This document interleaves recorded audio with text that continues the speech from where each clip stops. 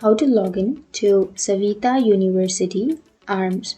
So if you want to log into your Saveetha University, then first you need to open up your browser, any browser that you are comfortable with.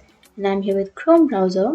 You need to simply go for the search bar and search for Saveetha University login, ARMS login. And after searching, here you will have armssaveetha.com on the first search. Click on that and it will take you to the login page or the sign in page. So if you want to log into your account of Saveetha School of Engineering, then what you need to do is first you need to enter your username on the first blank. And after entering your username, then you need to enter your password on the next blank. And after entering your password, you need to click on login, which is here. And once you enter your information and click on login, if your information is correct, then it will log you into your account.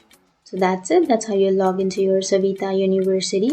And if you have any questions, feel free to comment below. Thanks for watching.